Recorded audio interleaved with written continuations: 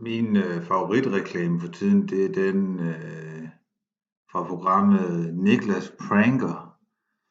Der hvor Niklas Bentner han toner frem med en ekstrem selvtillid og annoncerer, at chefen er tilbage. Jeg har ikke set programmet endnu, men det kan være, at jeg skal ind på Amazon Prime. Det kan være, at jeg skal lave et login den. Nej, det skal jeg ikke, men det er i hvert fald en sjov reklame. Og derfor er Nicky B også... jeg har tænkt mig at lave sådan lidt, måske, hvis den bliver sjov, den her. Lave en serie, hvor jeg lige går ind og tjekker nogle kendte mennesker ude på Instagram. Lige ser, hvad for nogle billeder lægger de op derinde? Hvad for noget adfærd har de? Vi starter altså med Niklas Bentner. Lord har han selv skrevet det op i bioen. Han er selvfølgelig meget humor. Og hvad hedder det? Også om sig selv. Det er vildt, det hårdt. Det er blevet langt. Det er ikke rigtigt. Han har lidt et bokserfjæs nogle gange. Det er lige, han er blevet bokset i hovedet. Men det er nice outfit jo. Den der jakke og sådan noget. Jeg vil ikke kunne bære den der. Det kan han. Altså det der hårde der, det vil jeg heller ikke kunne bære. Eller måske, jeg ved det ikke. Det er så hans nye kæreste, synes. Synes Wilkins. Jeg læste allerede rygter om det inde på Influencer Gossip selvfølgelig for mange måneder siden, at der var noget mellem de to. Den der topnot, den gør han bare. Minder jo lidt om Jon Snow der, altså med håret.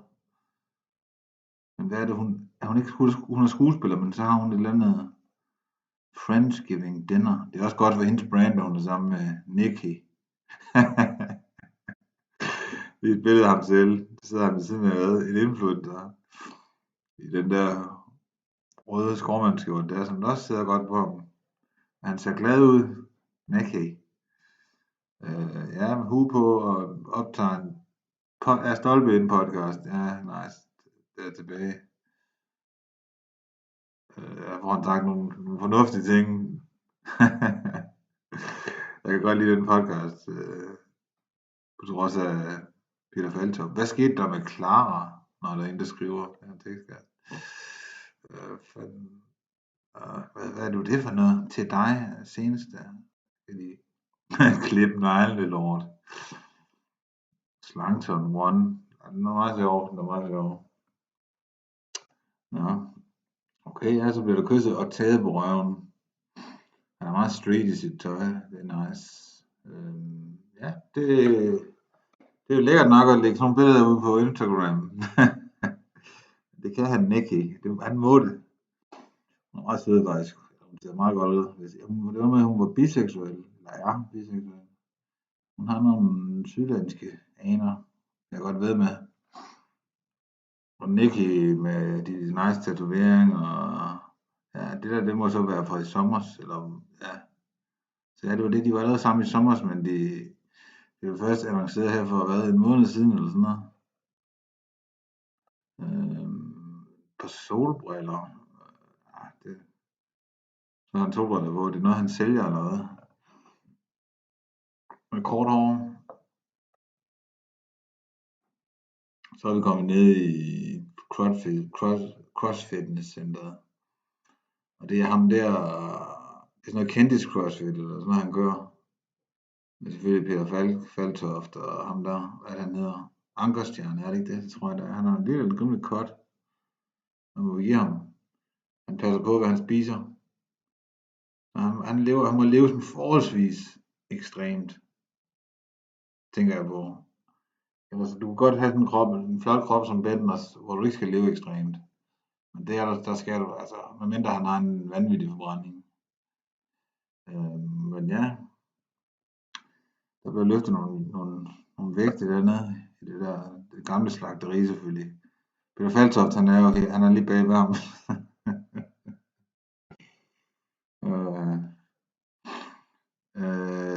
Nicky, der laver en, hvad hedder det, squat. Kommer godt ned selvfølgelig. Og der har vi noget med Niklas pranker. Og han pranker Tessa og sådan noget. Det er genialt. Og Hilda Haik. Det er et stort spænd. Der har han også langt hår. Hvem har vi der? Og Pitsners. Hende der er sammen med... hun er faktisk tyk, hende der. Radioverden. Det vidste jeg faktisk ikke engang. Men det er der jo ikke noget i vejen med. Der er mere end Niklas Pranker sæson 2. Igen Tessa. Vi skal ikke igennem den samme. Okay, så har vi stjernerne der. Jørgen Let selvfølgelig. Smuk, ser godt ud. Holder sig godt. Det gør han også ham der, hvad er det, den hedder, DJ'en der. Breum, han er jo været over 40, altså. Han er også en lav fedtprocent. Nicky, selvfølgelig, der er sgu alligevel en forpack der, og den der løve der, eller tiger, eller hvad det er, på brystet. Umiddelbart havde jeg troet, at Peter Faltoft, han havde større muskler, i forhold til, sådan, når han snakker om det og sådan noget, men ja, det ser da fint nok ud, bortset fra, at ja, han er ikke så høj. Jeg tror, han vil gerne give noget for de ekstra 10, og lige komme på Brems højde, tror jeg. Nickis, der skulle han give rigtig meget. Jeg er let med et par dumbbells. Ja. Og den Nicky med ekskæresten. Han har ellers, det er også sjovt, at nu er han sammen med sådan en latino, eller dansk selvfølgelig. Så jeg husker det, der har han været meget glad for det lyshårede piger. Den svenske model, det tror jeg, hun er hende der. Clara Linnea. Couldn't wish for more. Det var dengang, 19 uger siden. Det er ikke nice. Når skjorterne på Nicky. Hvor er de henne? De er ikke i Grækenland, eller det kan godt være Grækenland. Men det er ikke Myggen. Han tager ikke en dame med ned på Myggen. Der skal han være single, når han kommer derned. Men bøllehatten han er glad for. Han er helt taget glad for hatte. Det er nice, det der sæt. Og der igen sæt, det er ikke normalt. Mennesker kan ikke bære det der. Du skal være lidt sådan Snoop Dogg eller sådan noget, før du render rundt i det der. Eller selvfølgelig Nicky B. Hvor er sættet købt? Det gider han ikke svare. Det er fordi han mener ham der, han ikke skal, Mathias Rask Nielsen. Han kan ikke gå med det. Han kan simpelthen ikke bære det. Se, det er en hat, han er lidt smukt billede der, ved poolen og sådan noget. Når de sad over i den der, den der, det minder mig om sådan en, i den der film, hvor de er oppe på, hvad fanden er det, den hedder? Nå, det er også lige meget. Det minder mig om sådan en ved et rumskib, så sender du sådan en derude. Hvad hedder filmen? Nå, men det vi kom fra, det var Nickys hat. Han er længe godt kunne lide at gå med sådan en old fashioned hat. Med den lange skygge. Og det gør han også her. Han har en trekvart buksen på, men det er sikkert sådan en hiphop udgave.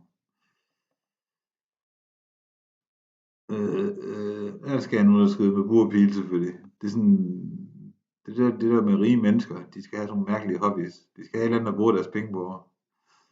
Sådan, det må bruge 50.000 på en burpil. Så hver pil koster sikkert sådan 500 eller sådan noget, når du affører sådan en.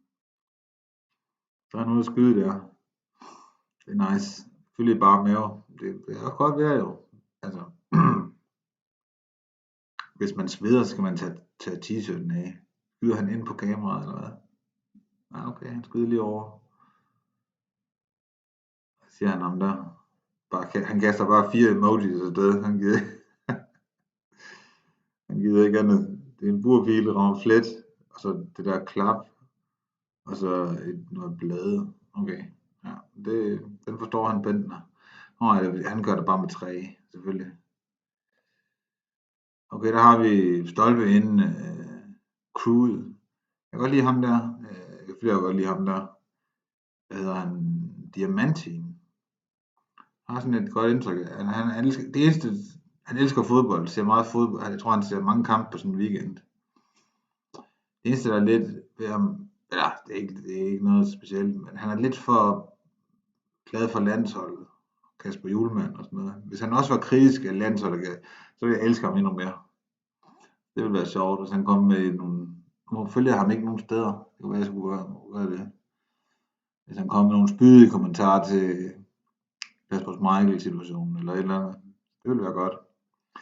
Det er jo et Nicky, det er nogle fede bukser, han har på. Fede bukser, han har på der.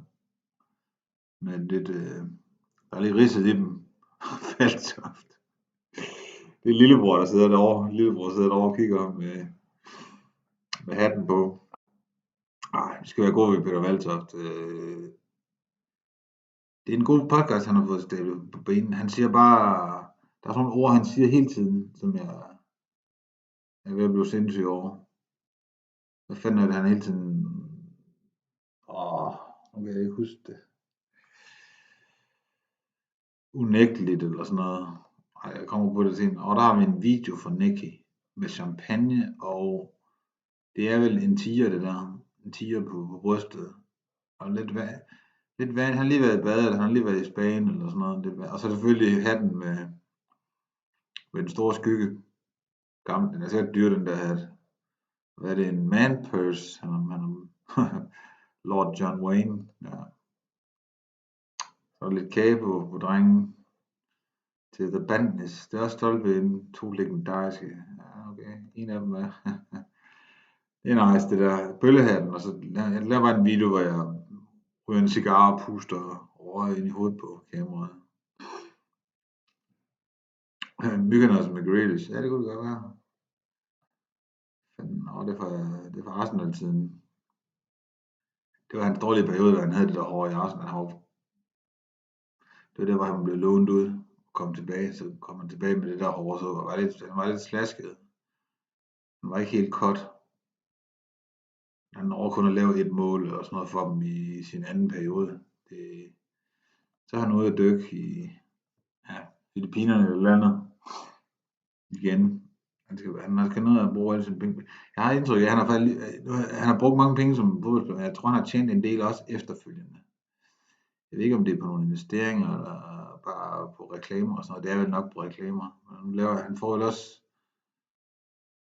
et par mil om året for at lave det der, eller for at lave sådan 8 afsnit af det der Niklas Pranker. Og hvad er det for noget det der? Det ligner en fra computerspil. Og et par Nikes også på armen. Det er jo lækkert, og så selvfølgelig tigeren derinde.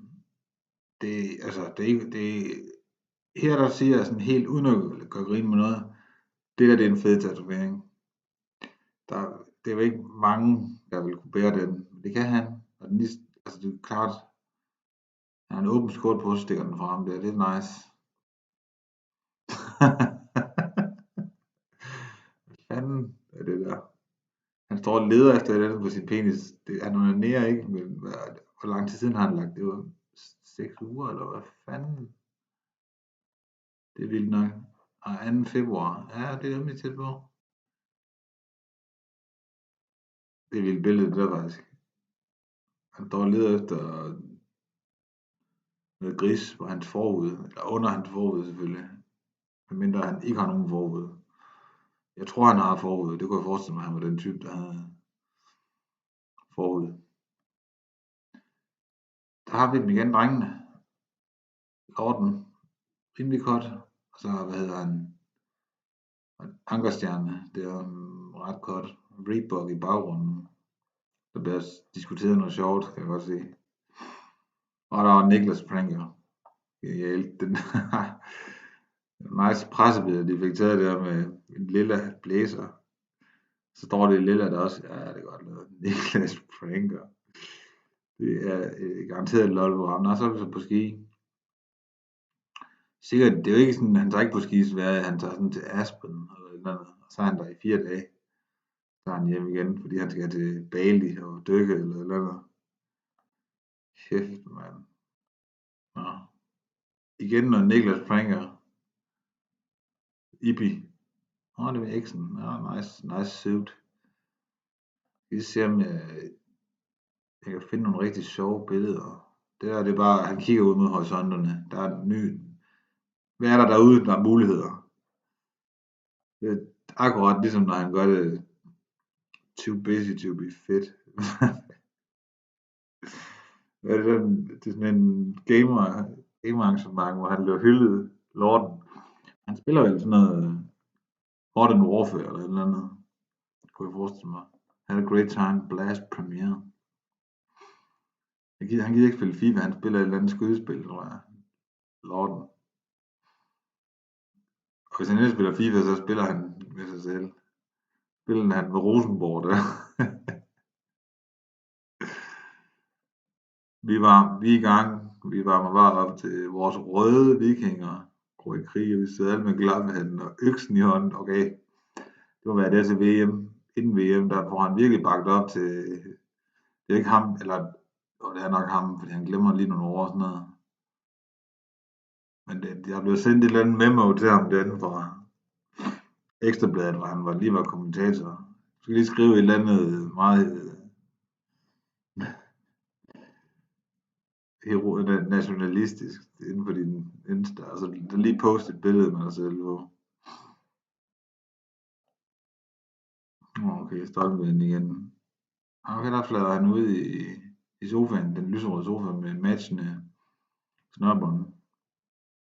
Glæder mig til at følge vores danske drenge til kommende VM. Vi skriver på Ekstrabladet for under. Det er måske nede i Dubai, det der, eller Katar, er det vel. Den er rigtig, rigtig bred, den der skygge der. Det kan jeg lide. Han ligner lige Claus Elming der, lidt med lidt grove skæg. Jeg tror, ham og Claus Elming, de vil have nogle sjove aftener inde på det derværende Lux. Ferien er slut. Nice. Jeg skulle lige sige, hvorfor lægger man sådan et billede op, men den passer faktisk rigtig godt til teksten. Det er en rigtig mandag morgen, hvor det der. Du er en dårlig far. What? Okay, Dalby tale var altid. Det er vanvittigt skrevet. Did you just call me a slut? Okay, så er vi på myggen der. Så skal der laves nogle damer med de to gutter der. Som sikkert, der har vi hende jo. Ja, han er virkelig til de der tynde modelpiger der. Personligt så hun ser godt ud, det er ikke det. Ja, Feline der, men hun har for tynde arme og sådan noget, har hun ikke det? Det ved jeg ikke. Ej, altså, hun har ikke for tynde arme, hun er lækker jo. Men det ved jeg ikke, hvad fanden er der blevet kommet filter på det face der, eller hvad? Og cigar. Jeg har bare gået rundt på den der ildfjerde med cigar, så det er sådan lidt mere Indiana Jones Crocodile Dundee hat, han har fået der. Skal jeg vide, hvor de er henne der? Det er måske der er måske i nærheden af en jungle eller sådan noget, så skal han have det på. Jeg kunne godt tænke mig at se ham i nogle kaki shorts. Kaki-skjorten, altså den der. Og så var El Comandante cigaren. Det er lækkert. What a weekend of celebration. Okay. Det har fået meget filter. Hvad sker der med det? Den ligner ikke Bent, den der. Der har hende der været i gang. Og vi skal lige gøre ham lidt mere... Den der, den er ikke blevet...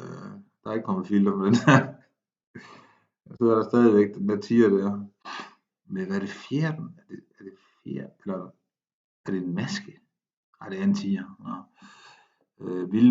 Han ligner slet ikke sig selv der. Det er meget let, kun i den munden. Hvad foregår der? Ja, der ligner han mere sig selv. Det er et fedt outfit. Blå bukser og så sådan en Hawaii-skjorte bare med et bord på. Med citroner. Og det skulle det har jeg ikke set, det er Michael Mace, det er ikke ideelt. Han vil også være med på Lux som der mand. Kæft, han var meget på Lux i dengang Se og Hør, de havde det der øjne i natten. De havde sådan en øjne i natten sektion, som var genialt. Hvor de havde nogle journalister ude og kigge på diverse natklubber i København. Michael Mace, han blev altid spottet på Lux fredag aften. Så der var sikkert ikke bordtennisturnering der om lørdagen. Nicky igen med hatten. Den der hat, den er sådan lidt... Der er Nickys hat, den er meget mere maskulin. Den er meget mere, jeg styrer. Det der, det er sådan en albue. Jeg forstår ikke, hvad Michael han laver med den. Og ikke noget autoritet i den. Okay, så har vi fået business tøj på. Vi skal ud og lave nogle...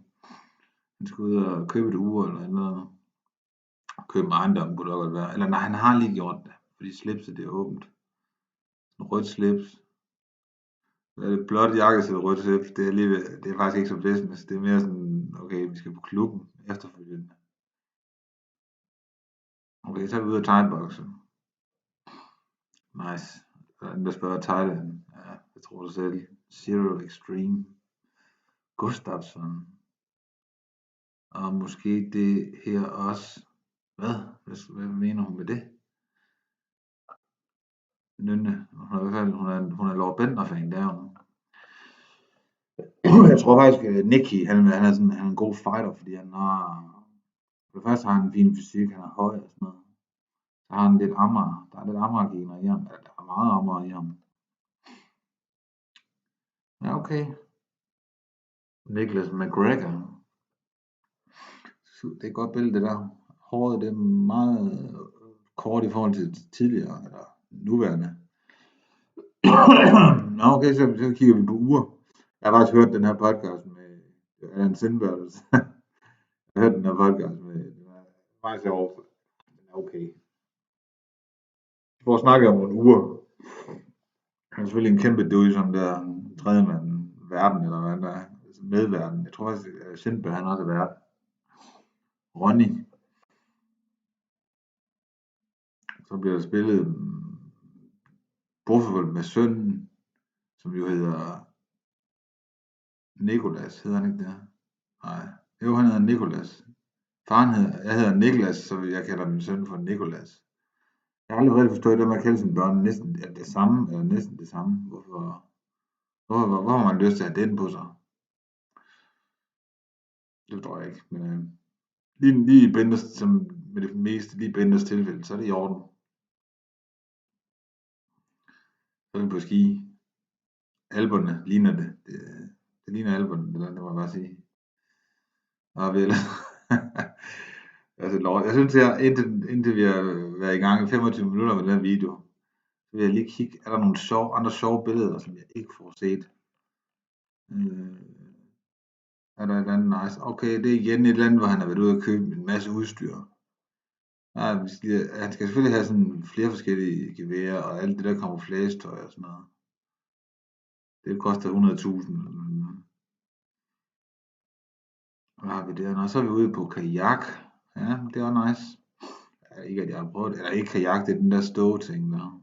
Hvad fanden er det for noget? Så er vi ved triumfen med mor og Nicolas, må det være. Der er han meget stilet klædt på, vil jeg så sige. Med den der farbluse og farhalsterklæder og sådan en anden blæser rundt om. Der er han ekstra street. Han veksler lidt mellem det der Kanye West-stilen, eller og så sådan Morten Messerschmidt med de der hatte og sådan noget. Den der hat er fucking nice. Den er sikkert dyr. Ham Bentner der. Det er stået skrevet. Der er mere røg i lungerne der med den store cigar. Fede briller jo. Altså, det er et nice koncept, det der med at lave det er sådan noget, hvad hedder han, Andrew Tate, tænker jeg. Lave en video, hvor man bare sidder og skyder røg ud i